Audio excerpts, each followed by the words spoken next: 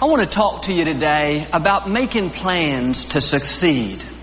One thing I've learned is success is not accidental.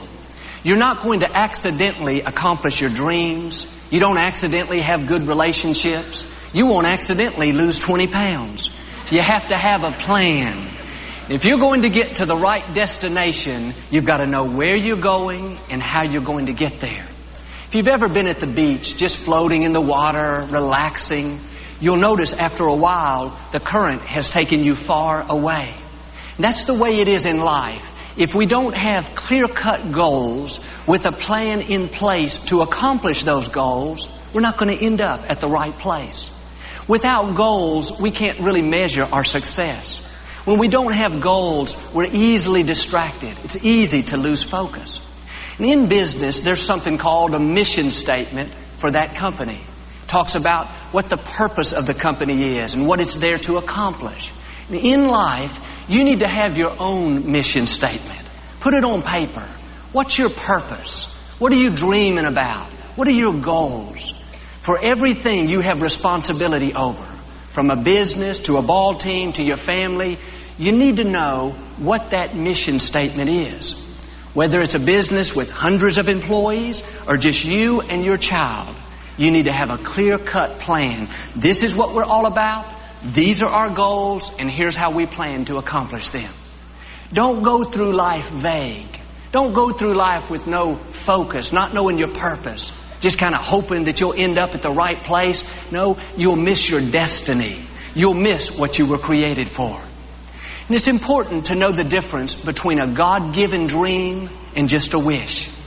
Sometimes as children, we dream of being a ball player, dream of being an actress, dream of being a fireman. But most of the time, that's just wishful thinking. We grow out of it. I remember when I was a little boy, I dreamed I was going to play basketball for the Houston Rockets. That was definitely a fantasy. But there are dreams put in us by the Creator of the universe. The Latin word for desire means from the Father. There are desires that God puts in our heart. And the way you can tell if a dream is really from God is if that desire won't go away. You'll know it's a real dream if you let go of it, but it won't let go of you. You push it down, you ignore it, you try to get rid of it, it keeps coming back again and again. That's a God-given dream. I've heard people say, Joel, I really want to start my own business. I just can't get this off my mind. Or I really want to get out of debt. Or I know I need to break this addiction. The dream is in them. They can feel the desire God's put on the inside. It's not going away. But there's something else we have to do. You have to follow up that desire with a plan. A dream without a plan ends up just being a wish. The scripture says this, faith without corresponding actions is dead. And I read where 95% of people don't have a goals program. They don't have a plan in place to achieve what God's put in their heart.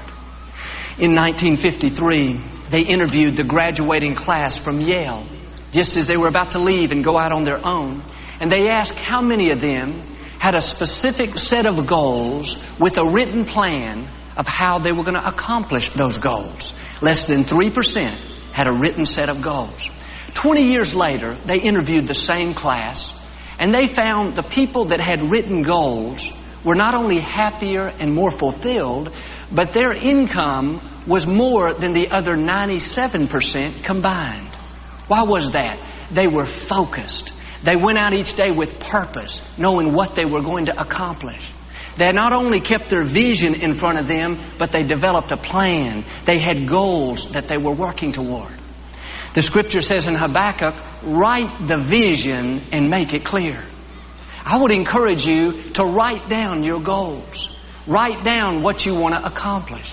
It's not enough to just have it in your head, oh, Joel, I know what I want to do. No, something happens when you get serious enough to put those goals on paper. And then keep those goals in front of you. Put them on your mirror at home. Put them on your desk at the office. I know at the first of every year, I write down 4 or 5 of the main things I'd like to see happen. All through the week, I can see those goals. If you'll keep that vision in front of you, it'll help you to stay focused. And there are 2 types of goals. You need to have long-range goals. Where do you want to be 10 years from now? Where do you see yourself in your career, in your finances, in your relationships? You need to look way down the road and set the mark. Set the direction. Make a decision. This is where I'm headed. 10 years from now, I'm not going to be at this same position in my office. I'm going to be in management. 10 years from now, I'm not going to be renting this apartment. I'm going to own my own home. Or 10 years from now, I'm not going to be single anymore. I'm going to be married. He's going to be rich and good looking. Might as well shoot high. 10 years from now, I'm going to have my college degree.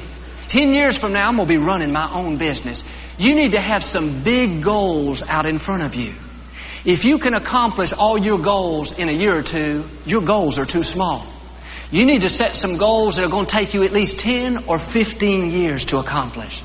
I mean, I have some things written down on my office at home. I'd be too embarrassed to share them with you. You'd think I'm too far out.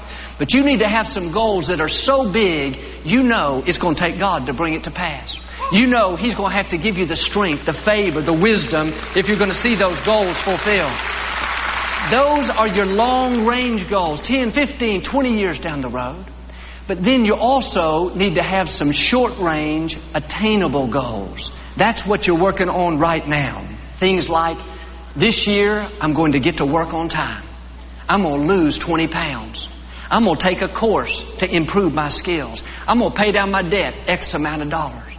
The reason you need short-range, attainable goals is so you can celebrate your victories on your way to your long-range goals. In other words, I may not have quit smoking altogether, but I did give up 2 cigarettes a day. I can celebrate that. Or you